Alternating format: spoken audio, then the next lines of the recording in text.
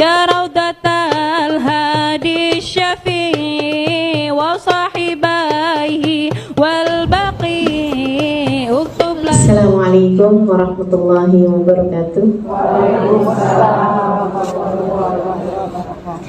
Alhamdulillahi Rabbil Alamin, bihi nasta'in ala umuri dunya waddin, wassalatu wassalam ala ashrafil anbiya wal mursalin sayyidina wa maulana Muhammadin wa ala alihi wa sahbihi ajma'in. Subhanaka la ilma lana illa ma 'allamtana innaka antal alimul hakim.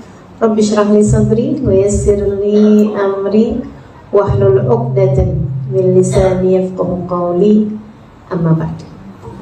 Alhamdulillah, segenap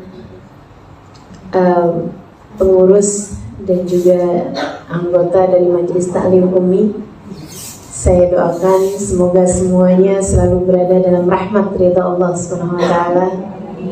Panjangkan umurnya, disehatkan badannya, dimurahkan rezekinya, kabulkan hajatnya, dibahagiakan hatinya, diberkahi kehidupannya, semakin dicinta Allah Subhanahu wa taala dan Rasulnya, hidup bahagia dunia akhiratnya insyaallah. Amin ya rabbal alamin. Juga tentu saja semua yang hadir di majelis ini, kakak-kakak, adik-adik, ibu-ibu, nenek-nenek, ada. Semoga semuanya selalu dalam rahmat ridha Allah Subhanahu wa taala insyaallah. Amin ya rabbal alamin. Bahagianya menjadi hamba yang ikhlas, tema kita pada sore hari ini. Semoga menjadi tema yang membuahkan hasil keikhlasan bagi kita sekalian insyaallah. Semoga keluar dari sini kita semuanya jadi hamba-hamba yang lebih ikhlas, hamba-hamba yang lebih dicinta oleh Allah Subhanahu wa taala. Karena keikhlasan itu al-ikhlasus sir min asrari. Ikhlas adalah satu sir, rahasia dari asrari, dari rahasia-rahasiaku, kata Allah dalam salah satu hadis qudsiynya. Tak akan aku letakkan kecuali di hati hamba yang tercinta di sisiku. Begitu firman Allah SWT dalam hadis qudsiynya. Mudah-mudahan kita dikaruniai keikhlasan ini insyaallah. Amin ya rabbal alamin. Pemberian Allah yang tertinggi yang diberikan pada hambanya adalah keikhlasan. Teman-teman saya sekalian, sebelum kita mulai pembahasannya, saya meminta keikhlasannya untuk membaca suratul Fatihah. Kita minta kepada Allah Subhanahu wa taala semoga dengan keberkahan suratul Fatihah ini Allah bukakan pintu hati kita sehingga kita dapat menerima ilmu dengan mudah, menerima ilmu dengan indah, dan juga dimudahkan untuk dapat mengamalkannya dalam kehidupan insyaallah. Mudah-mudahan Allah Subhanahu wa taala jadikan kita hamba-hambanya yang ikhlas, juga hamba-hambanya yang Allah beri kabar gembira dalam salah satu firman-Nya, "Fabashshir ibad alladzina yastami'una al-qawla fayattabi'una ahsana." Berikanlah kabar gembira kepada hamba-hambaku, kata Allah, yaitu orang yang senang mendengar kebaikan kemudian dia mengamalkan yang terbaiknya. Mudah-mudahan kita menjadi kelompok hamba-hamba yang seperti itu insyaallah, yang di kajian ini mendengarkan dengan khidmat untuk kemudian niat mengamalkannya dan diberi kemudahan untuk dapat mengamalkannya. Hadhihi niyyah, niyatin nafa' wal intifa' wal mudzakarah wat tadhkir ibtigha' mardatih wa qurbih wa thawabih wa husnil khatimah ma'a lutfil afiyah wa salahil aqibah wa ila hadratin Nabi Muhammad sallallahu alaihi wa sallam. Al-Fatihah.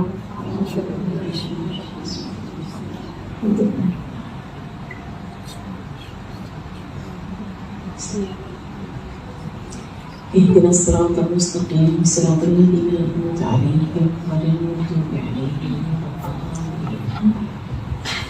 Sore itu sekalian saya muliakan, apa sih sebenarnya ikhlas itu? Ikhlas itu kalau dari asal kata bahasa Arabnya, dari akhlasa yukhlisu ikhlasan, itu artinya adalah memurnikan, adalah kemurnian. Ikhlas itu artinya adalah sesuatu yang murni. Kayak kalau orang bilang emas murni itu ad-dhahab al-khalis, emas yang khalis, khalis emas yang ikhlas gitu. Artinya emas yang murni. Nah, kalau sesudah kita menjadikannya istilah dalam tata bahasa kita ini ya, arti ikhlas itu adalah orang-orang yang hatinya murni. Orang yang hidupnya ikhlas artinya orang yang hidupnya murni. Murni apa? Murni menjadikan hidupnya hanya untuk Allah Subhanahu wa ta'ala. Hamba yang ikhlas, hamba yang hidupnya hanya untuk Allah, mengerjakan segala sesuatu hanya karena Allah. Dia paham bahwa segala sesuatu berasal dari Allah, dan dia pun melakukan segala sesuatunya hanya karena Allah. Jadi dari Allah, untuk Allah, karena Allah. Gitu ya. Nah, itu biar gampang tuh teman-teman ingetnya. Jadi yang ikhlas itu adalah dari Allah, untuk Allah, karena Allah gitu. Dari Allah, untuk Allah, dan melakukannya juga hanya karena Allah Subhanahu wa ta'ala. Itu keikhlasan. Teman-teman saudara sekalian yang saya muliakan, hal teragung seperti yang tadi saya sampaikan, ikhlas itu adalah hal teragung, perkara tertinggi yang Allah Subhanahu wa ta'ala berikan kepada hambanya. Kalau ada orang sudah bisa menjadikan hidupnya hanya untuk Allah, karena dia tahu bahwa segala sesuatu dari Allah, gitu ya, dia melakukan semuanya untuk Allah Subhanahu wa ta'ala. Itu orang yang seperti itu adalah orang yang hidupnya paling tinggi nilainya, paling tinggi dan paling bahagia hatinya. Dia hidupnya dengan bahagia, hatinya bahagia, dan juga bahagia yang ini membawa kebahagiaan di hari akhirat pula. Nih, hamba-hamba tercinta di sisi Allah Subhanahu wa ta'ala memahami arti la ilaha illallah. Tidak ada Tuhan kecuali Allah. Nah, tidak ada Tuhan kecuali Allah itu sendiri. Itu kalau buat orang-orang yang mugarrabin, orang-orang yang ibadah kepada Allah, mendekat kepada Allah, gitu ya. Artinya adalah la ma'buda illallah. Tidak ada yang disembah kecuali Allah. Tapi buat hamba-hamba yang naik dari muqarrabin, dari ahli ibadah gitu ya, menjadi orang-orang yang ikhlas, itu arti la ilaha illallah menjadi la maqsuda illallah. Tidak ada yang dituju selain Allah. Maka mereka hidupnya bertujuan hanya untuk Allah Subhanahu wa ta'ala, hanya mencari ridhonya Allah Subhanahu wa ta'ala. Begitu ya. Sehingga ketika mereka menjadikan hidupnya buat Allah, mereka pun paham bahwa ternyata segala sesuatu itu dari Allah. Segala sesuatu itu sumbernya adalah punyanya Allah Subhanahu wa ta'ala. Semua manusia adalah hamba-hambanya Allah. Dia melihat anaknya ternyata juga hambanya Allah. Dia melihat suaminya hambanya Allah. Sehingga mereka berbuat baik kepada semua orang sebagai bagian dari mereka berbuat baik untuk Allah Subhanahu wa ta'ala, karena Allah Subhanahu wa ta'ala. Naik dari la maqsuda illallah, tidak ada yang dituju kecuali Allah, menjadi la masyhuda illallah.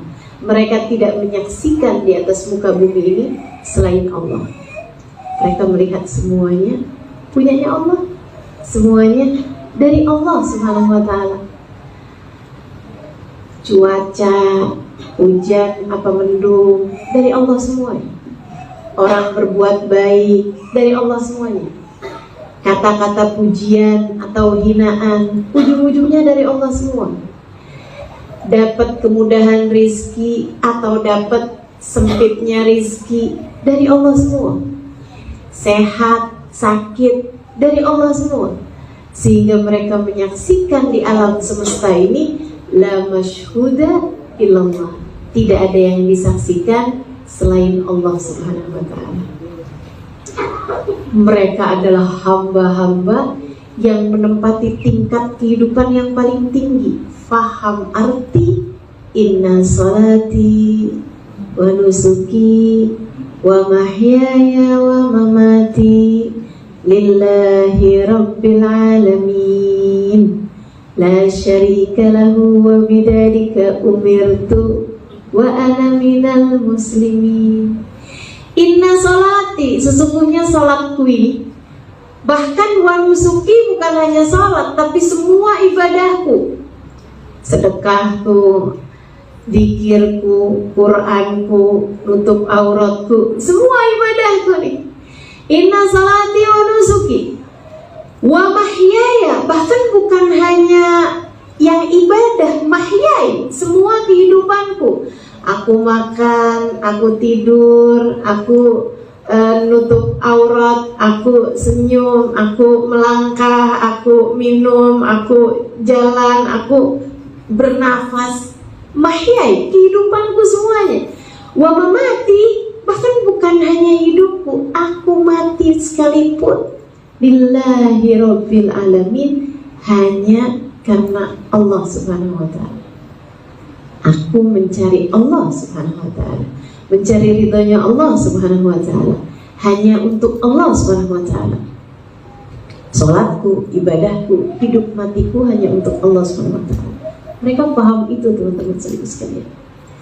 La syarikalah, tidak untuk selain itu. Aku tidak hidup untuk selain itu. Aku tidak untuk beribadah untuk selain Allah Subhanahu wa ta'ala. Tidak. Aku mati pun tidak untuk selain Allah Subhanahu wa ta'ala. Aku hidup, aku mati, aku melakukan semuanya hanya untuk Allah Subhanahu wa ta'ala. Wa ana minal muslimin, aku adalah orang yang sungguh-sungguh beriman. Aku taslim, aku menyerahkan diriku, aku ikhlas hanya karena Allah Subhanahu wa ta'ala. Ini manusia-manusia yang sudah paham hal yang seperti ini, manusia yang berkehidupan dengan kehidupan yang paling tinggi. Di bawahnya itu ada orang-orang yang mereka berbuat baik untuk orang lain. Teori mereka, bahagiakanlah orang lain agar kamu hidupnya bahagia. Banyak yang berkehidupan seperti itu. Itu di bawahnya orang-orang yang hidupnya, tadi saya bilang itu ya, hidup untuk Allah Subhanahu wa ta'ala. Orang-orang ikhlas. Bawahnya itu orang yang hidup dengan cara membahagiakan orang lain. Itu lebih bagus, masih lebih bagus, walaupun itu di bawahnya orang yang di atas. Di bawahnya lagi mayoritas manusia, orang yang hidup mencari kesenangan diri mereka sendiri. Ini yang paling kesian nih.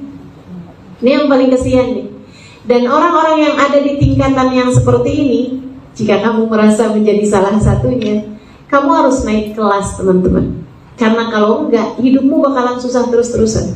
Sebab bukan untuk itu kamu diciptakan. Bukan untuk dunia. Kamu ada di atas dunia. Maka selagi kamu hidupnya di dunia untuk dunia, kamu pasti akan dikecewakan oleh dunia.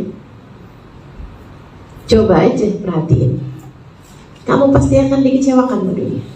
Yang hidupnya mau nyari dunia, pokoknya yang penting bisa jadi kaya, yang penting bisa jadi begini, bisa begitu, bisa begini, bisa begitu. Pasti Allah akan halangkan dari apa yang dia mau dari dunia ini. Orang yang penting tuh hidup tuh bisa makan enak. Itu nanti di saat dia punya uang banyak buat makan enak, Allah tetap akan halangkan dia dari makan enak. Yang dikasih kolesterol lah, diabetes lah, akhirnya nggak bisa makan enak juga. Dulu nggak bisa makan enak karena nggak punya duit buat beli makanan enak. Sekarang udah punya duit buat makanan enak, tetap nggak bisa makan enak juga karena penyakit-penyakit yang dia punya. Itu cara Allah mengajarkan kita bahwa bukan untuk itu kamu hidup. Kamu hidup mau makan enak, nggak bisa, kata Allah, nggak bisa. Karena bukan untuk itu aku menciptakanmu. Orang yang hidup aku hidup untuk cinta.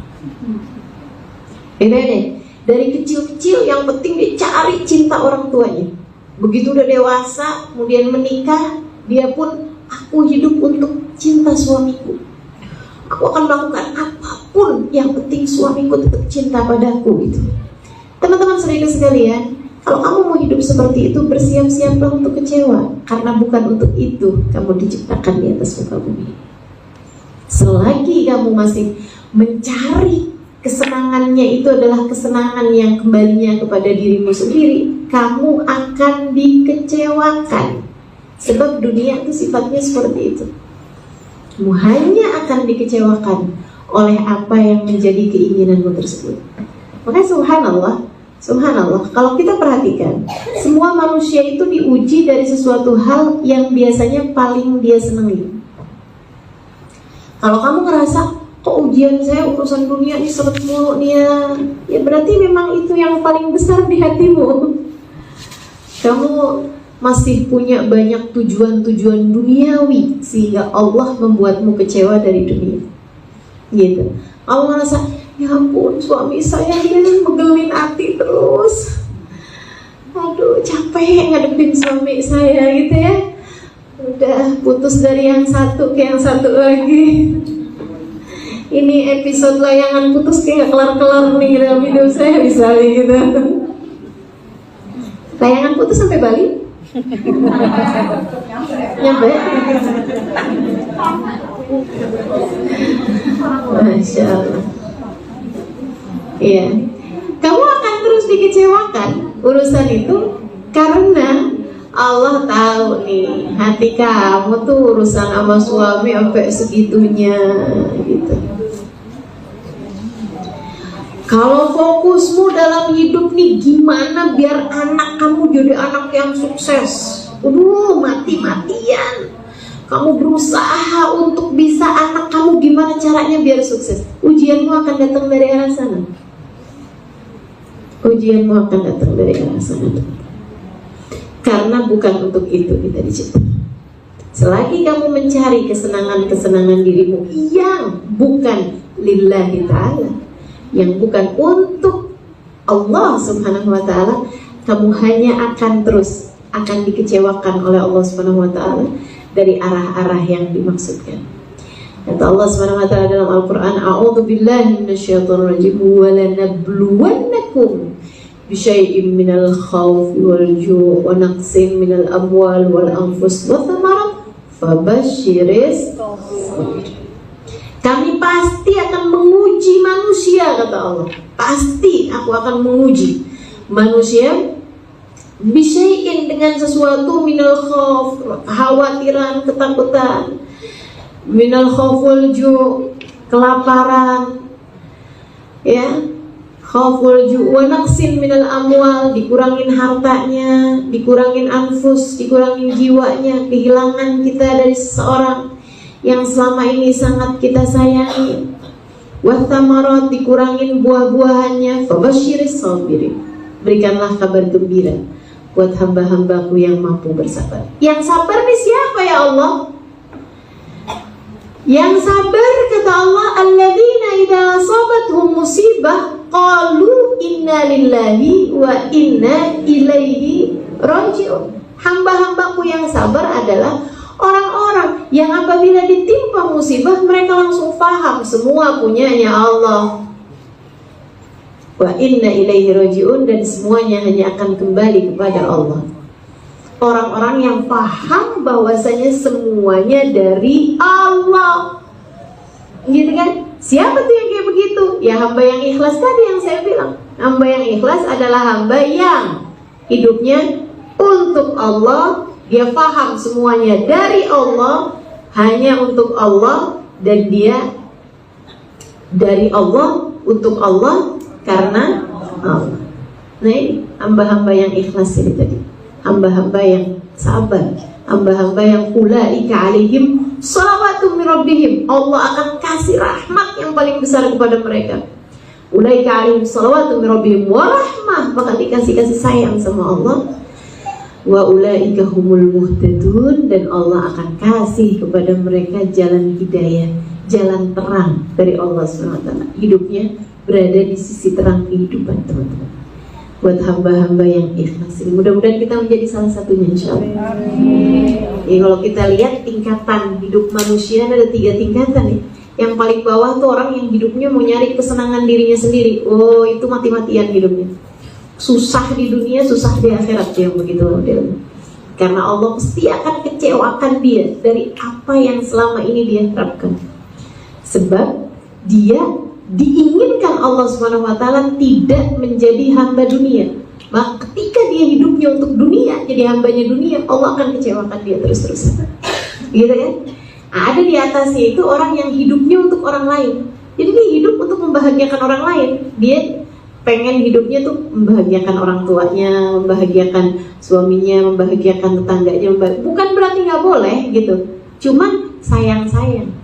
Karena manusia itu dia akan membalas apa yang kita lakukan terhadap orang lain akan dibalas di dunia.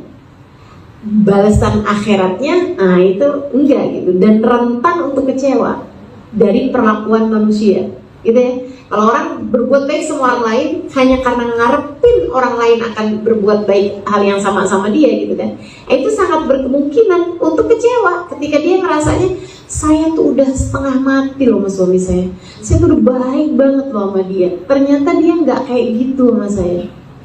Akhirnya dia kecewa.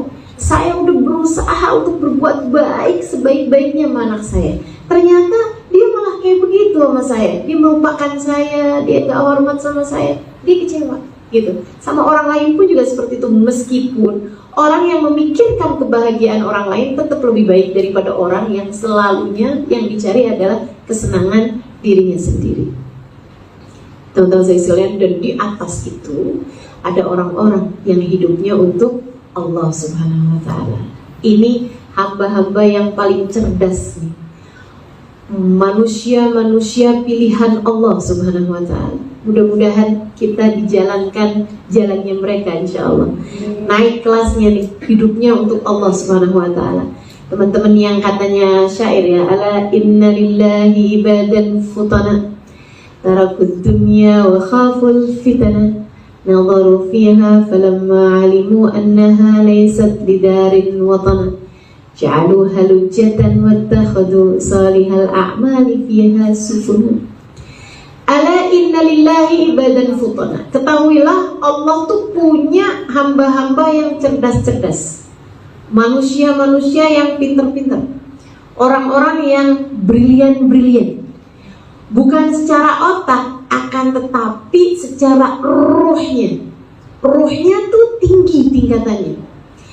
Ala inna lillahi ibadan futana. Ketahuilah di atas muka bumi ini akan selalu ada manusia-manusia yang pinter-pinter, manusia yang pandai-pandai, manusia-manusia yang ngerti-ngerti gitu. Kelas-kelasnya kelas-kelas atas nih. Mereka ini tarakud dunya wa khaful fitana. Mereka ninggalin, mengesampingkan urusan dunianya. Bukan berarti dia nggak kerja apa, bukan. Akan tetapi tidak menjadi prioritas dalam hatinya, tidak menjadi prioritas dalam pikirannya. Khaful fitana, mereka takut terhadap fitnahnya dunia. Nazaru fiha, mereka pikirin dunia ini. Falamma alimu annaha laysat lidarin watana, ketika mereka tahu bahwa ternyata dunia ini bukanlah tempat tinggal yang sesungguhnya. Si itu udah bangun-bangun rumah, bangun-bangun perusahaan, meninggal. Si itu udah usaha segala macam biar awet muda, gitu ya. Tahu-taunya kecelakaan, meninggal dunia. Si itu tahu-taunya kena sesak zaman-zaman beberapa waktu yang lalu, kena COVID, meninggal. Ya ampun, ternyata dunia ini bukanlah tempat yang sesungguhnya untuk hidup. Ja'aluha lujjatan, mereka jadikan dunia ini seperti lautan. Wattakhadhu salihal a'mali fiha sufuna, mereka menjadikan amal kebaikan sebagai perahu-perahu layar untuk mereka melewati kehidupan dunia ini hingga sampai di pulau impian surga Allah Subhanahu wa Ta'ala di ujungnya. Hamba-hamba cerdas. Teman-teman sekalian saya muliakan, Sekali lagi saya sampaikan padamu 3 tingkatan kehidupan manusia. Niat hidupnya nih, ada yang mau nyari kesenangan dirinya sendiri, ada yang naiknya lagi mau membahagiakan, menyenangin orang gitu. Kemudian ada yang tertingginya, yaitu untuk lillahi ta'ala, untuk Allah subhanahu wa ta'ala. Nah, yang untuk lillahi ta'ala itu orang-orang yang hidup di akhiratnya paling senang, dan dimulai dengan hidup di dunianya juga paling senang. Sekarang waktunya saya bercerita untuk beberapa contoh di antara mereka. Orang-orang yang hidupnya ikhlas nih teman-teman saya sekalian, yang hidupnya paling bahagia. Tidak gelisah, enggak takut, enggak khawatir. Mereka adalah orang-orang yang hidupnya paling bisa menebar senyum. Mereka adalah orang-orang yang hidupnya paling bisa berdamai dengan apapun, paling bisa menerima dengan apapun. Gitu ya. Saya ceritakan yang paling utamanya dulu nih, yang paling atasnya dulu. Baginda kita Nabi besar Muhammad sallallahu alaihi wa ala alihi wasallam, yang dalam keadaan sakit sekalipun ucapan yang keluar dari lisan beliau adalah alhamdulillahi ala kulli hal. Terima kasih ya Allah atas keadaan apapun yang Engkau berikan. Nabi kita Muhammad SAW gambaran tentang orang yang kalau istilah katanya tuh kayak gak ada matinya gitu, gak ada waktunya yang wah ini udah mentok nih. Nabi kalau dikasih ginian mentok, gak ada ceritanya Nabi Muhammad mentok. Nabi itu teman-teman sekalian diperlakukan apapun oleh siapapun, gak ada keadaan yang membuat senyumnya Nabi Muhammad hilang. Diapain aja? Ceritanya Sayyidina Ibnu Mas'ud alaihi ridwanullah. Katanya Sayyidina Ibnu Mas'ud, Nabi Muhammad tuh lagi pakai, waktu itu lagi musim dingin, Nabi lagi jalan, ada aku bersamanya, barengin jalannya Nabi Muhammad, tapi agak mundur dikit aja gitu. Sayyidina Ibnu Mas'ud karena suka nggak mau kalau nyamain langkahnya Nabi Muhammad alaihi wasallam. Ibnu Mas'ud itu orang melihatnya sampai jadi kayak bayangan buat Nabi Muhammad alaihissalam. Dulunya penggembala kambing, masuk Islam gara-garanya satu waktu dia lagi ngembalain kambing, Nabi Muhammad sama Sayyidina Abu Bakar lewat daerah situ. Terus Sayyidina Abu Bakar ditanya, ini kambingmu ini punyanya siapa? Dia bilang punyanya Fulan bin Fulan. Boleh nggak saya minta susunya? Saya temenan sama majikan yang punya kambing ini. Dia bilang silahkan. Tapi masalahnya kambing saya lagi gak punya susu, kering semuanya. Lagi musim paceklik, lagi kering semua, gak ada air susunya. Terus katanya Nabi Muhammad, tapi boleh kamu pinjamkan saya salah satu dari kambingmu itu? Oh ya silahkan. Dipinjemin sama Ibnu Mas'ud. Kemudian Nabi Muhammad pegang susunya, gitu ya, suka bingit, nggak ada air susunya. Nabi Muhammad pegang sambil baca Bismillahirrahmanirrahim. Nah ini Nabi Muhammad paham dari Allah. Nabi lagi mau ngajarin sama Ibnu Mas'ud dan sama kita semua umatnya tentang arti minallah, bahwa segala sesuatu itu dari Allah, atau arti innalillah, semuanya adalah miliknya Allah Subhanahu wa ta'ala. Ya kambing ini lagi yang punya air susu gitu kan, tapi kalau Allah mau apa sih yang enggak? Semuanya dari Allah kalau gitu. Nggak usah terlalu terpaku sama sesuatu hal yang kelihatannya zahir. Segala sesuatu kalau kita mintanya dari Allah Subhanahu wa ta'ala, apa yang enggak gitu. Nabi pegang, kemudian Nabi Muhammad mengucapkan Bismillahirrahmanirrahim. Subhanallah. Nabi kemudian minta satu kayak tempat susu itu. Nabi memerahnya, keluar air susunya banyak banget. Ibnu Mas'udnya bengong-bengong, wih, sihir. Tapi kan sihir nggak bisa datengin air ya, sihir kan pengelabuhan mata gitu. Cuman Ibnu Mas'udnya kaget banget gitu, wah ajaib nih gitu. Habis itu udah penuh, Nabi minum, kemudian Sayyidina Abu Bakar minum. Habis itu Nabi meminumkan juga untuk Ibnu Mas'ud. Diminum Ibnu Mas'ud. Terus dia bilang, boleh nggak kamu ajarin saya yang tadi? Bilang ke Nabi Muhammad, bolehkah kamu mengajarkan saya apa yang kamu baca tadi itu? Kata Nabi Muhammad, tentu saja. Terus Nabi Muhammad kasih tahu bacaannya tadi, Bismillahirrahmanirrahim. Artinya dikasih tahu Nabi dan lain sebagainya, bahwa segala sesuatu adalah milik Allah SWT, semuanya dari Allah, kita tidak dapat melakukan apapun kecuali dari Allah. Nabi kemudian menerangkan berbagai macam hal. Saat itu juga Ibnu Mas'ud kemudian menjabat tangan Nabi Muhammad. Pada akhirnya kemudian berkata, asyhadu an la ilaha illallah wa asyhadu anna Muhammad Rasulullah. Sehingga Ibnu Mas'ud masuk ke dalam agama Islam. Pendek Ibnu Mas'ud tuh, pendek, suaranya bagus. Ini ya sekilas tentang Ibnu Mas'ud. Pendek, kecil, suaranya bagus. Gitu. Beliau yang mengumpulkan, salah satu dari yang membaca Al-Qur'annya paling bagus di antara para sahabat. Dan Nabi Muhammad sering deketin Ibnu Mas'ud, kemudian mengatakan, ya Ibnu Mas'ud, igra aliyal Qur'an. Wahai Ibnu Mas'ud, ya baca Qur'an, perdengarkan kepadaku lantunan Qur'an. Ibnu Mas'ud bacain Quran gitu. Nabi itu kalau dengerin Ibnu Mas'ud ngaji gitu sampai air mata Nabi Muhammad menderas gitu ya. Nabi bacanya, dengernya dengan penuh keharuan sampai nangis gitu. Insyaallah. Kata Nabi Muhammad tentang Ibnu Mas'ud, idza qara'tumul Qur'an faqra'u ala qiraati Ibnu Ummi Abd. Kalau kalian baca Quran, tuh ikutin bacaan Qur'annya Ibnu Ummi Abd atau Ibnu Mas'ud ini.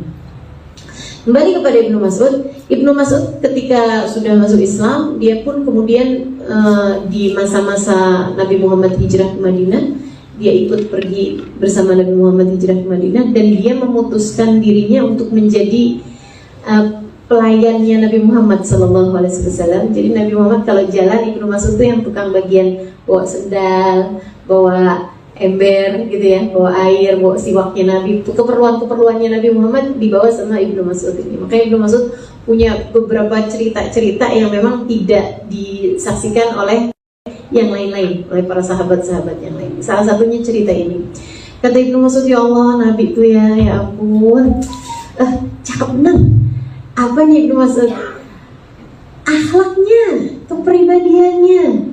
Kata Ibnu Mas'ud, saya pernah satu waktu lagi jalan bersama dengan Nabi Muhammad. Waktu itu musim dingin. Nabi Muhammad pakai burdah. Burdah itu kain yang biasa dipakai orang kalau lagi musim dingin, lebih besar dari rida surban itu ya, lebih besar daripada surban, lebih kecil dari selimut. Biasa suka dipakai kayak semacam kalau kayak hansip ronda itu loh, malam orang petugas roda tuh kan suka pakai kain sarung tuh. Nah, kalau orang Arab tuh suka pakai kain kayak itulah namanya burdah itu ya, kain untuk menghangatkan badan gitu. Nabi lagi pakai itu kayak sorban gitu, tapi lebih besar dari sorbannya. Nah, ujungnya itu tuh agak keras, ujungnya kayak dari wol gitu, dan biar enggak keluar wallnya, jadi kayak diapiin gitu loh ujung wallnya itu gitu ya. Nabi lagi pakai itu gitu. Tiba-tiba aja Nabi lagi jalan gitu santai-santai, ada orang yang kurang akhlaknya dari gunung biasanya, dia dari orang Badui itu ada, memang suka ada gitu, ada di antara mereka yang akhlaknya agak kurang gitu. Dia narik surbannya Nabi Muhammad ini, burdahnya Nabi Muhammad itu dari belakang, dan itu tuh nariknya tuh kenceng banget kayak set gitu kan, yang sampai Nabi Muhammadnya muter kayak terpelanting gitu loh, sampai jadi kayak muter nabinya. Dan itu kata Sayyidina Ibnu Mas'ud, sampai bekas merah di leher Nabi Muhammad dari ujung surban itu. Dia bilang, saya tuh kaget banget gitu, kayak menghentak dia dari arah belakangnya Nabi Muhammad gitu. Dia bilang, dan Nabi Muhammad sampai muter sampai akhirnya ngadepin dia gitu kan, ngadepin si orang itu. Begitu ngadepin dia itu, orang itu bilang kayak gini, ya Muhammad. Itu panggilan kayak ya Muhammad gitu. Itu aja tuh sesuatu hal, panggilan yang sangat dibenci sama para sahabat. Maksudnya, ya kamu kalau panggil Nabi Muhammad nggak sopan kan, kalau panggil namanya aja. Pasti kan panggilannya ya Rasulullah, kan begitu mesti. Ini tuh manggilnya ya Muhammad gitu, dengan sentakan, dengan abisnya hentakan di kain tadi itu. Dibilang yang ajaib katanya Ibnu Mas'ud, begitu Nabi Muhammad berbalik, itu Nabi Muhammad menyuguhkan si orang ini pemandangan yang mungkin gak akan pernah dilupakan seumur hidupnya, dari indahnya senyum Nabi Muhammad SAW. Begitu ini tuh, Nabi itu nggak pernah kehilangan senyumnya, teman-teman. Subhanallah, cakep banget ya. Orang tuh kelihatan akhlak tuh biasanya saat-saat spontan. Ketika dengar kabar apa, ketika diapain gitu kan, itu langsung kelihatan asli-aslinya orang tuh. Gitu, as-sabru inda sadamatil ula, kata Nabi Muhammad kayak begitu. Kelihatan kesabaran seseorang tuh pada spontanitasnya dia. Kali pertama ketika ada hal-hal yang biasanya orang nggak suka, tuh kelihatan tuh kesabarannya orang. Ketika ditimpa musibah, ketika awal kali mendengar satu berita yang nggak enak gitu, kelihatan banget tuh watak-wataknya orang pada saat itu. Kelihatan kesabaran seseorang, kelihatan keikhlasan seseorang. Nabi Muhammad begitu ngadepin dia tuh, senyumnya langsung indah banget gitu ngadepin. Dia terus bilang gitu, ya Muhammad, atini maqad a'takallah. Wahai Muhammad, kasih dong, bagi dong apa yang sudah Tuhan bagi sama kamu. Minta, pengemis, dia mau minta, caranya kayak begitu coba. Ya ampun, ya ampun. Tapi Nabi Muhammad tuh senyum indah banget gitu. Nabi terus ngeluarin, ngasih sama dia sambil nanya, hal yakfi, kata Nabi Muhammad, cukupkah ini untukmu? Dia bilang, ya nggak cukup loh Muhammad, masa segini doang. Nabi Muhammad keluarin lagi sambil nanya lagi, hal yakfi, kata Nabi Muhammad, cukupkah itu untukmu? Ya nggak cukup Muhammad. Nabi nggak punya lagi. Nabi nanya sama Ibnu Mas'ud, punyakah kamu sesuatu Ibnu Mas'ud? Ibnu Mas'ud dengan berat hati gitu ya keluarin. Nabi kasih sama dia, hal yakfi, kata Nabi Muhammad, cukupkah itu untukmu? Ya nggak cukup Muhammad. Nama Nabi Muhammad dibawa ke rumahnya. Nabi Muhammad kebetulan punya sesuatu gitu. Nggak selalu punya, tapi waktu itu Nabi Muhammad lagi punya bekal makanan apa segala macam. Nabi Muhammad keluarin. Setiap kali keluarin, kata Ibnu Mas'ud, Nabi senyumnya nggak hilang. Dan Nabi terus-terusan bertanya sama dia, hal yakfi, cukupkah itu untukmu? Cukupkah itu untukmu? Terus begitu sampai orangnya itu bilang, kafani ya Muhammad, udah cukup nih kayaknya Muhammad buat saya. Tidak pernah terkalahkan Nabi Muhammad SAW. Kenapa? Karena Nabi Muhammad ketika melihat orang tersebut nggak melihatnya sebagai fulan bin fulan dari Badui, enggak. Nabi Muhammad ngelihatnya hamba Allah Subhanahu wa taala. Hamba Allah Subhanahu wa taala. Allah lagi ngasih nih kejadian ini nih buat saya. Untuk Allah lihat. Liyabluwakum ayyukum ahsanu amala. Kehidupan ini aku bulirkan kepada kalian, senangnya, susahnya, semuanya aku kasih buat kalian untuk aku lihat, kata Allah, siapa di antara kalian yang tetap bisa berbuat kebaikan. Tetap bisa berbuat kebaikan. Dalam keadaan apapun Allah kasih kehidupan kita nih, masa lalu yang kayak gimana, keadaan sekarang yang kayak gimana, gitu ya. Semuanya Allah kasih kepada kita ini, teman-teman saya sekalian. Ngadepin orang baik, ngadepin orang gak baik, ngadepin sakit, ngadepin sehat, ngadepin susah, ngadepin senang, ngadepin semua kehidupan ini. Liyabluwakum ayyukum ahsanu amala. Allah mau lihat siapa di antara kalian yang dapat berbuat kebaikan. Nabi Muhammad itu enggak pernah terkalahkan dalam urusan, selalu dapat berbuat kebaikan terhadap siapapun, teman-teman sekalian. Nabi itu dikasih apa aja, raditu billahi rabba, aku ridha sebagai Tuhanku ya Allah. Dikasih sakit kayak gimana aja, raditu billahi rabba. Sallallahu alaihi wa ala alihi wasallam. Imam kita dalam urusan keikhlasan, baginda kita Nabi besar Muhammad sallallahu alaihi wa ala alihi wasallam. Baik terus sama siapapun, gak ada ceritanya mau berbuat kebaikan sama orang. Karena Nabi Muhammad ketika melihat mereka, gak melihat mereka sebagai aku ingin membahagiakan mereka, aku ingin berbuat kebaikan sama mereka. Enggak, Nabi Muhammad melihat aku ingin menjadi hamba Allah yang saleh, yang bisa berbuat kebaikan kepada semua hamba-hamba Allah Subhanahu wa taala. lillah. Nabi Muhammad ngelihatnya semua manusia punyanya Allah. Itu sama orang yang jahat aja Nabi itu bisa kayak begitu, teman-teman. Apalagi sama yang baik-baik. Maksudnya apalagi sama keluarganya, apalagi sama sahabatnya. Masya Allah, Masya Allah.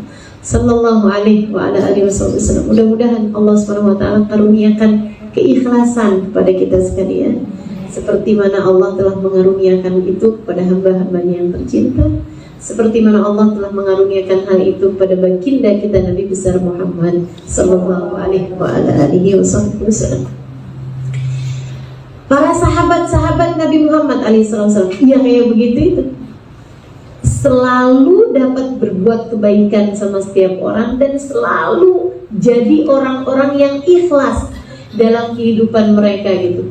Dikasih susah apaan aja gitu, karenanya timbul segala keajaiban-keajaiban akhlak, timbul segala hal-hal yang luar biasa indahnya dalam kehidupan mereka itu, karena mereka paham makna inna lillahi wa inna ilaihi raji'un.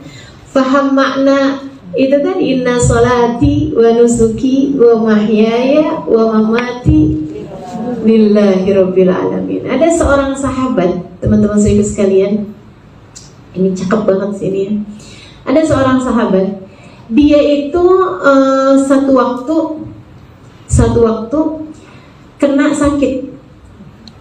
Akhirnya dokter bilang ini nih harus dipotong kakinya. Jadi ada sakit kakinya, mungkin kalau zaman sekarang barangkali diabetes atau apa, tapi udah yang berat itu ya, sehingga kakinya terus dipotong gitu. Sebelum dipotong kaki itu kan biasanya suka suruh minum minuman keras. Zaman itu belum ada bius, jadi diharuskan minum minuman keras. Dia bilang ini haram. Tapi kan kalau darurat nggak haram, tapi saya nggak mau. Meskipun darurat saya nggak mau, gitu kan. Dia bilang saya nggak mau sesuatu hal yang haram saya kerjakan walaupun dalam keadaan darurat sekalipun, karena saya tahu semua punyanya Allah. Jadi bismillah, nggak usah pakai minum-minuman keras. Tapi nanti kamu akan pingsan begini begitu, nggak ketahuan waktunya kapan. Ya udah, yang agak lama aja dari waktu sholat ba'da isya. Jadi habis isya, habis dia witir, diselesaikan semua 11 rakaat, habis itu dia ayo bismillah, dioperasi, potong kakinya tanpa bius. Pingsan. Orang kan kalau sakit banget kan memang Allah kasih pingsan ya. Pingsan, dia kemudian bangun sebelum subuh, sadar sebelum subuh, dia tahajud, habisnya itu sholat subuh, habis sholat subuh dapat kabar anaknya meninggal dunia. Dia punya anak 2. Begitu dia dapat kabar anaknya meninggal, dia angkat tangannya. Dia bilang, ya Allah, telah kau beri kepadaku 2 kaki, 1 kau ambil di sisimu, engkau masih menyisakan yang 1 lagi. Terima kasih ya Allah, engkau masih menyisakan yang 1 untukku. Ya Allah, kau karuniakan padaku 2 anak, yang 1 telah kau ambil di sisimu, masih kau sisakan yang 1 lagi. Terima kasih ya Allah atas apa yang kau sisakan. Masya Allah, teman-teman. Ini orang-orang ikhlas tuh bisa sampai segitunya loh. Di waktu yang bersamaan, punya 2 anak, 1 meninggal, punya 2 kaki, 1 diambil gitu. Yang keluar dari lisannya tetap indah juga. Kenapa gitu? Ya itu dia, karena mereka adalah orang-orang yang paham bahwa hidup ini semua punyanya Allah. Maka Allah semuanya yang punya mau gitu.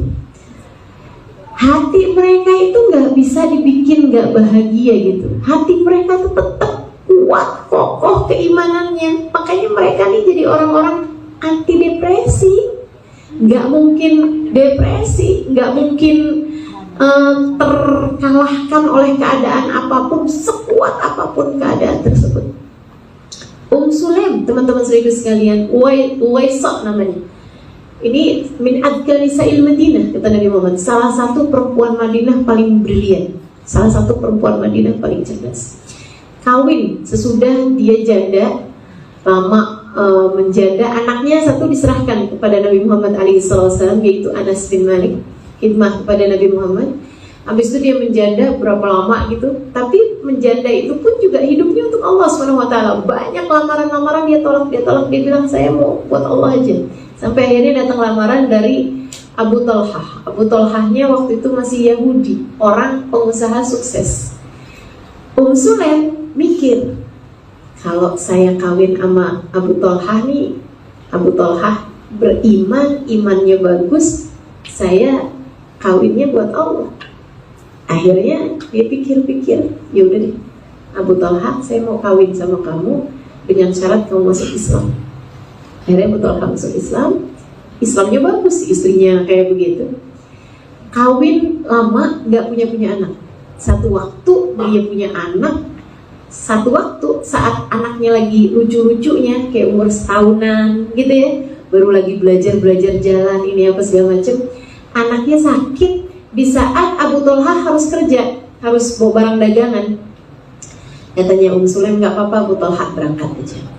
Abu Talhah berangkat, misalnya kayak biasa gitu ya, 3 hari 4 hari waktunya pasaran. Anaknya meninggal. Sulaim waktu anaknya meninggal itu, teman-teman saudara sekalian, gak ada ibu yang biasa aja anak meninggal, gak ada ceritanya. 9 bulan kok dalam rahim ibu, gimana enggak coba?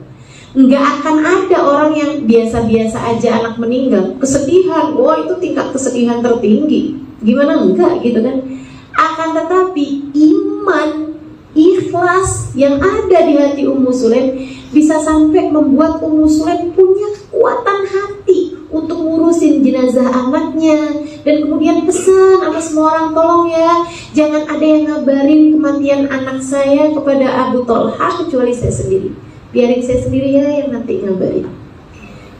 Teman-teman saya sekalian, berapa hari kemudian, memang di waktu yang biasanya Abu Talhah datang gitu kan, udah punya kebiasaan waktunya gitu. Nah itu Sulaim udah dandan, udah masak, udah cakep. Suaminya pulang gitu kan, dia pun kemudian ajakin ngobrol gimana kondisinya. Abu Talhah udah nanya, gimana kabar anak kita? Katanya Sulaim, huwa ahda wa yakun. Anak kita sekarang sudah dalam keadaan yang jauh lebih tenang. Udah meninggal kan, jauh lebih tenang. Udah dikirain Abu Talhah anaknya udah tidur nih sekarang, udah tenang keadaannya gitu. Udah, abis itu mereka Sulaim ngerayuin suaminya sampai keduanya berhubungan intim. Abis itu kemudian mereka mandi. Abis dari mandi, Sulaim panas-panasin makanannya, mereka makan malam hari tersebut. Habis makan, udah kenyang, dimasakin makanan kesukaannya Abu Talhah.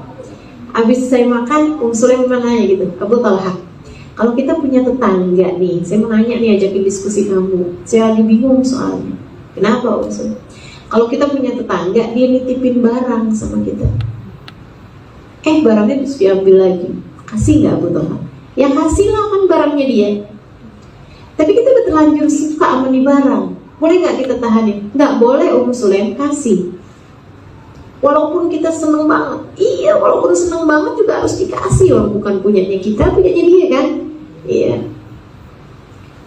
Dengan senang hati Abu Talhah. Maksudnya ngasihnya nih dengan senang hati, ngebalikinnya dengan senang hati. Iya, balikin dengan senang hati, dengan lega hati, karena itu bukan punya kita. Sulaim kemudian bilang, Abu Talhah, kan anak kita juga bukan punya kita ya, dia punyanya Allah kan Abu Talhah. Maksud kamu kenapa? Dia udah diambil kembali sama pemiliknya Abu Talhah. Jadi maksud kamu anak kita tuh udah mati? Abu Talhah, yang sabar, kan anak kita punyanya Allah, dia udah diambil kembali oleh pemiliknya Abu Talhah. Dan kamu bisa-bisanya anak mati, kamu dandan, kamu masak, kamu ngerayu saya, kamu perempuan gak punya hati Sulaim. Wah, Abu Talhah marah, dibanting pintu, pergi gitu. Tinggal bingung aja mau kemana nih, jam 12 malam. Abu Talhah yang masuk ke masjid, mau bangunin Nabi, masih punya akhlak, gak mau gitu ngerepotin Nabi Muhammad. Jadi mondar-mandir aja tuh di masjid sampai waktunya subuh. Begitu Nabi Muhammad keluar untuk sholat subuh, Abu Talhah langsung ke depan, ya Rasulullah, Faqad wajadtu Sulaim qasiyatal qalb. Rasul, ternyata Sulaim itu keras banget hatinya. Kenapa Abu Talha? Anak kita tuh meninggal Rasul di saat saya lagi pergi keluar kota. Ketika saya datang, Sulaim tuh udah dandan Rasul, udah wangi, udah cakep. Saya tanyain kabar anak kita, dia bilang wa ahda wa yakun, dia sekarang udah jauh lebih tenang. Dia merayu saya, wahai Rasulullah. Habis itu kemudian saya disuguhin makan, saya dikenyangin gini gitu. Terus dia nanya, kalau kita punya tetangga nitipin barang terus diambil balik, kita boleh nggak serahin? Boleh nggak kita tahan? Ini saya bilang serahin. Ternyata maksudnya itu anak kita Rasul, anak kita tuh meninggal bisa-bisanya Sulaim begini begitu. Aduh Nabi Muhammad. Nabi Muhammad malah senyum, tahu siapa Sulaim. Ini bukan tentang keras hati, tapi tentang kuat hati dengan keikhlasan. Ini bukan tentang keras hati, akan tetapi tentang kokohnya hati disebabkan keimanan. Iman tuh kalau kuat bisa sampai segitu, luar biasa. Orang yang paham betul bahwasanya segala sesuatu miliknya Allah, segala sesuatu kita lakukan karena Allah, hanya untuk Allah Subhanahu wa ta'ala, bisa sampai sebegitunya loh teman-teman. Indahnya hatinya, Masya Allah. Nabi senyum, awak biha ya Abu Talha. Maaf nih Abu Talha, saya tanya, kata Nabi, tadi malam kalian sempat berhubungan badan? Iya Rasul, saya nggak tahu anak kita meninggal. Maksudnya kalau tahu kan belum tentu bisa kuat hati buat hubungan badan gitu ya. Nabi malah doain, barakallahu lakuma fi lailatikuma, barakallahu lakuma fi lailatikuma, barakallahu lakuma fi lailatikuma. Semoga Allah kasih berkah pada malam kalian ini. Semoga Allah kasih berkah malam kalian ini. Semoga Allah kasih berkah malam kalian ini. Teman-teman hamil, Sulaim hamil dari malam itu tuh langsung dikasih ganti sama Allah Subhanahu wa ta'ala. Lahir anak perempuan. Anak perempuan ini di masa dewasanya dia punya banyak anak. Anaknya semuanya di atas 10 orang anaknya. Anaknya semuanya hafiz Quran, anaknya semuanya jadi ulama, anaknya semuanya adalah pejuang-pejuang di jalan Allah Subhanahu wa ta'ala. Keberkahan dari hati seseorang yang penuh dengan keikhlasan, menerima apapun yang jadi ketetapan Allah Subhanahu wa ta'ala. Bahagia hidupnya hamba-hamba yang kayak begini nih, hamba-hamba yang hidupnya untuk Allah, karena dia paham semuanya dari Allah Subhanahu wa ta'ala, semua milik Allah Subhanahu wa ta'ala. Hidupnya penuh dengan kebahagiaan, kapan waktu aja senang terus hatinya, sebab dia selalu bersama dengan Sang Maha Pencipta. Dia takut dari apa? Orang segalanya punyanya Allah dan dia bersama dengan Allah.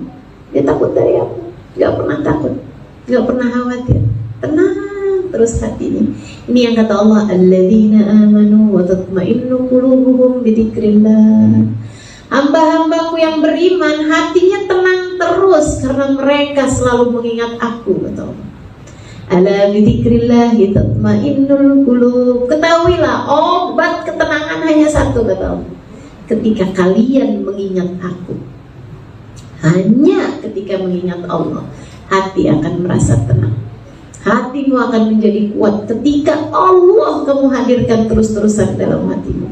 Ketika hidup kamu jadikan untuk Allah Subhanahu wa ta'ala, dan kamu faham bahwa segala sesuatu milik Allah, semuanya dari Allah Subhanahu wa ta'ala. Ketika itulah hati kita, hidup kita akan menjadi tenang, teman-teman sekalian. Sahabat tuh kayak gitu semua tuh, hati-hatinya tuh mayoritasnya rata-rata nih, penuh dengan keimanan yang segitu kuatnya. Teman-teman sekalian, bahkan kayak Sayyidina Husain, cucu Nabi Muhammad alaihissalam, Sayyidina Hasan, cucu Nabi Muhammad alaihissalam, itu meninggalnya diracun loh teman-teman. Nih luar biasa banget ya sih. Meninggalnya tuh diracun. Sayyidina Hasan itu, yang racun itu gubernurnya Madinah. Ini fakta sejarah ya yang saya sampaikan ya. Jadi gubernurnya Madinah itu merasa bahwa selagi Hasan masih hidup nih, kayaknya orang lebih akan mendengarkan dia daripada saya. Rasa cinta terhadap jabatan, membuat dia sampai bisa-bisanya berpikir untuk melenyapkan Sayyidina Hasan karena kalah pengaruh gitu. Jadi akhirnya dia bayar orang, sampailah ada seseorang kerja di rumahnya Sayyidina Hasan sebagai pembantu Sayyidina Hasan, pelayan Sayyidina Hasan. Untuk dia tuh sebenarnya kerjanya nggak sama Sayyidina Hasan, kerjanya sama si gubernur itu tadi gitu, buat bisa masukin racun di minumannya Sayyidina Hasan. Beliau nggak tahu ada racun di minumannya, diminum. Sekalian haus, bentar ya.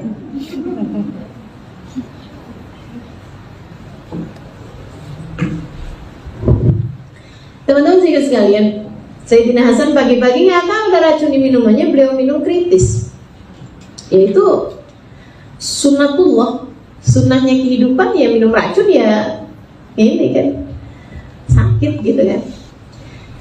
Sayyidina Hasan lagi kayak begitu, kritis, udah mau tinggal kalau di rumah sakit sekarang sih udah tinggal garisnya lurus gitu, udah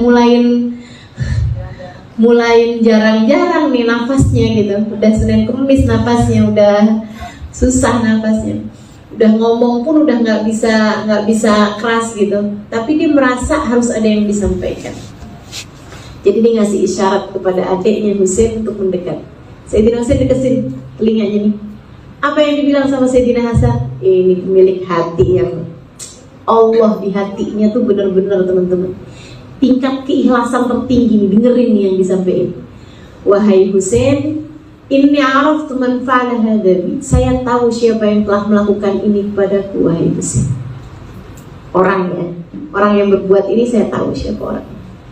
Wahai Husain, jika suatu hari nanti kamu mengetahuinya, jadi saya nggak ngasih tahu nih, saya nggak mau ngasih tahu kamu siapa orangnya. Tapi kalau suatu hari nanti kamu mengetahuinya, sampaikan salamku padanya, katakan padanya, aku sudah memaafkan dia. Teman-teman, diracun dan racunnya benar-benar berpengaruh sampai membuat beliau koma, kritis, dan meninggal dunia disebabkan racun tersebut. Itu kalimat terakhirnya, saya tahu siapa yang berbuat ini. Jika suatu hari nanti kamu mengetahuinya, sampaikan salamku padanya, katakan padanya aku sudah memaafkan dia. Kenapa bisa kayak begitu? Kenapa bahkan kebahagiaan hatinya tidak bisa tergoyahkan dengan racun yang masuk ke dalam tubuhnya? Kenapa bisa sampai nggak benci sama orang yang telah meracun, sampai bisa memaafkan orang yang telah berbuat seperti itu? Karena paham bahwasanya tidak akan ada sesuatu terjadi kecuali dengan izin Allah. Karena paham, meskipun dia pelakunya, tapi sejatinya kalau ngelihat hakikatnya yang berbuat itu adalah Allah Subhanahu wa ta'ala. Dan kalau Sayyidina Hasan bertanya, ya Allah, kenapa engkau berbuat seperti ini kepadaku? Allah akan bilang, karena aku menginginkan kamu mati sebagai syahid. Karena aku menginginkanmu mati sebagai syahid. Maka ketika melihat hal yang seperti itu, memahami hal yang seperti itu, dengan mudahnya Sayyidina Hasan berkata, jika satu hari nanti kamu mengetahuinya, sampaikan salamku padanya, katakan padanya, aku sudah memaafkan dia. Dari cerita-cerita ini kamu tahu teman-teman, bahwa sebab menderitamu, sebab susahmu hidup di atas muka bumi ini karena kamu sedang lupa sama Allah, karena kamu sedang tidak menghadirkan Allah dalam hati kamu, karena kamu tidak sedang memasukkan keimanan dalam hatimu, tidak ada keikhlasan dalam hatimu untuk paham bahwa segala sesuatu dari Allah, untuk Allah, karena Allah. Ketika kamu sudah bisa memasukkan hal yang seperti itu, maka apapun yang terjadi, kamu akan selalu bisa berkata, Alhamdulillah ala kulli hal. terima kasih ya Allah atas keadaan apapun yang kau berikan padaku. Orang yang lihat semuanya dari Allah, kalau dipuji lebih dia takuti daripada kalau dicela. Dan lihat semuanya dari Allah. Kenapa nih? Ya ampun, kok orang muji saya ya? Ya Allah, jadikan saya lebih baik daripada apa yang mereka pujikan ya Allah. Gitu. Kalau lagi dicela, oh ini pesan-pesan Allah nih. Apa nih? Allah lagi mau nyampein apa nih sama saya? Gitu. Dari mereka saya tahu kekurangan saya. Dari mereka saya paham firman-firman Allah nih, apa nih yang Allah mau sampaikan tentang saya. Masya Allah, teman-teman saya sekalian, praktekkan itu dalam hidupmu, kamu akan bahagia terus-terusan. Kamu akan bisa mengendalikan perasaan hatimu karena kamu menghadirkan Allah dalam hari-harimu. Dan ini perbedaan antara kita sama para kasih Allah tuh ya ini, gitu kan? Mereka menghadirkan Allah dalam tiap waktu.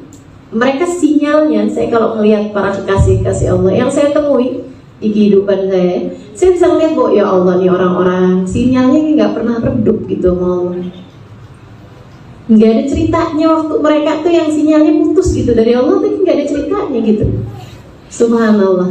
Teman-teman saudara sekalian yang saya muliakan, ini orang-orang yang punya keikhlasan yang kayak begini nih, itu hatinya terus damai terus-terusan.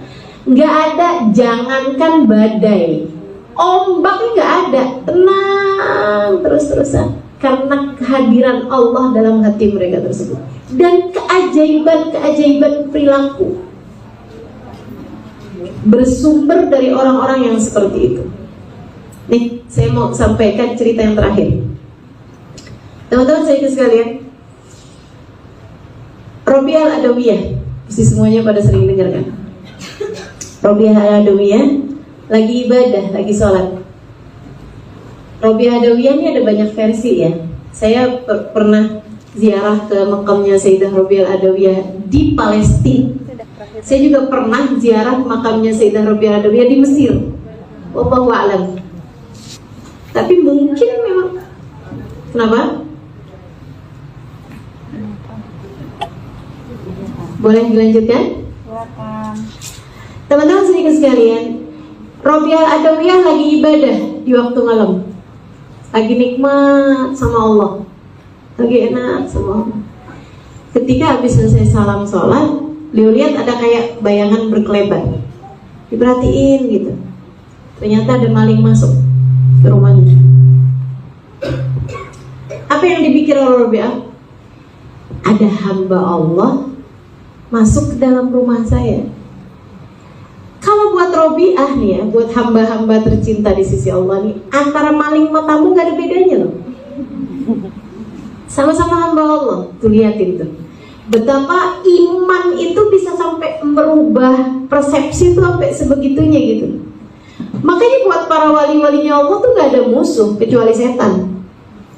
Buat para wali-walinya Allah, buat kasih-kasihnya Allah, gak pernah merasa punya musuh dalam hidupnya. Lah siapa yang boleh dimusuhin gitu kan? Semua hamba Allah kok gitu. Jadi teman-teman sekalian, Robiah ngelihat ada maling. Yang dipikir sama Robiah, ada hamba Allah, Allah masukkan ke dalam rumah saya. Biasanya mereka kayak gini nih ngarepin dunia. Ya Allah, saya kok gak punya apa-apa ya buat saya kasihin ke dia, kesiannya dia. Subhanallah. Dia masuk ke dalam rumah saya karena ngarepin sesuatu dari harta dunia. Ya Allah, kesiannya dia karena Robiah gak bisa ngasih sama dia sesuatu. Akhirnya dia panggil. Si malingnya juga kayak buka ini nggak ada isinya, buka itu nggak ada isinya gitu ya. Malingnya juga kecewa sih sebenarnya. Akhirnya panggil sama Robiah, "Ling, sini nih." Datang dia. Dia bilang, "Maaf Pak, saya mau tanya.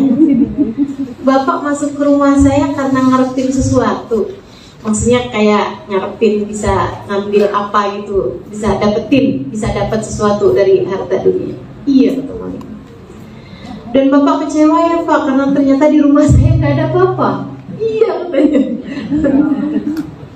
Ya Allah Pak, saya malu. Maksudnya Robiah itu bukan malu sama bapak itu, malu sama Allah.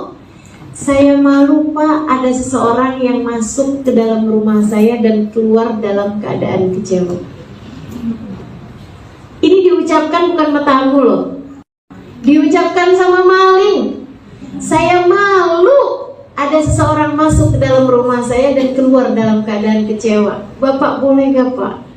Biar saya nggak merasa malu Pak, Bapak kerjain apa yang saya minta. Apa tuh? Pak, wudhu dong Pak, saya punya air di situ. Sholatlah di sini 2 rakaat, aku akan berdoa untukmu. Biar Bapak nggak dapat sesuatu dari harta dunia, tapi saya mudah-mudahan bisa bikin Bapak punya sesuatu di akhirat Bapak. Nurut maling. Wudhu, sholat di tempatnya Robiah. Habis selesai dia sholat, Robiah angkat tangan, ya Allah, ada hambamu. Tuh liatin.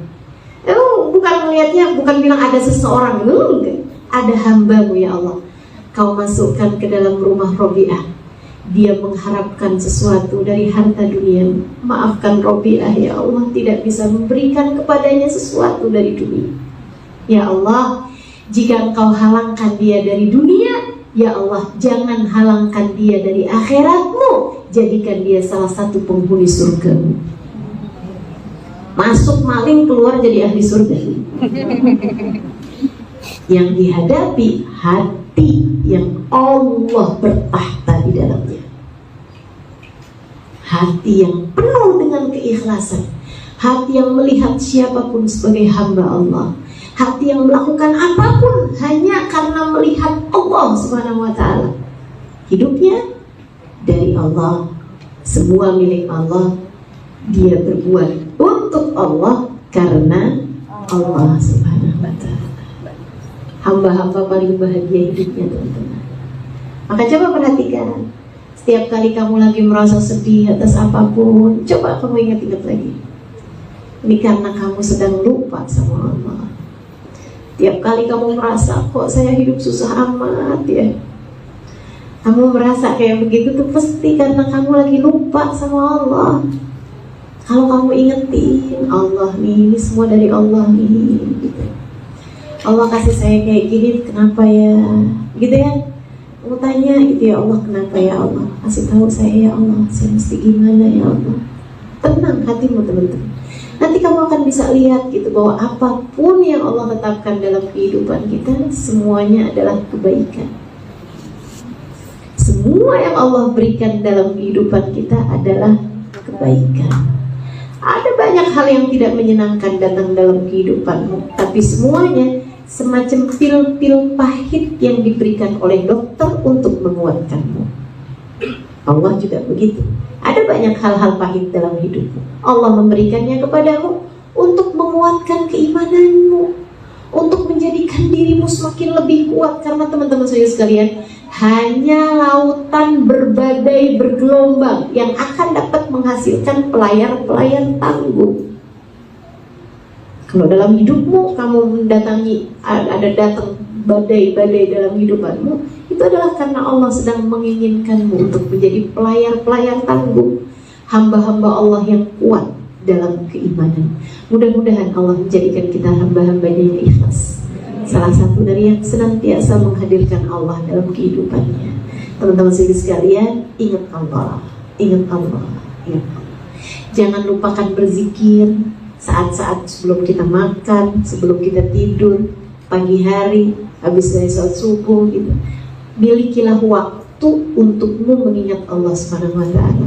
Kalau bisa bangunlah sebelum subuh, sholatlah barang beberapa rakaat, kemudian duduklah, ingat-ingatin apa aja yang sudah Allah kasih kepadamu. Ingat-ingatin bagaimana perlakuanmu selama ini kepada Allah Subhanahu wa ta'ala. Lalaimu kepada Allah, kedurhakaanmu kepada Allah, dosa-dosamu kepada Allah, dan kamu akan menunduk malu. Kamu akan bilang, ya Allah, abu'u laka binikmatika alayya wa abu'u bidambi. Ya Allah, Engkau selama ini telah datang padaku dengan berbagai macam kenikmatan yang tak pernah putus, dan dan maafkan aku selama ini selalu datang padamu dengan dosa-dosa.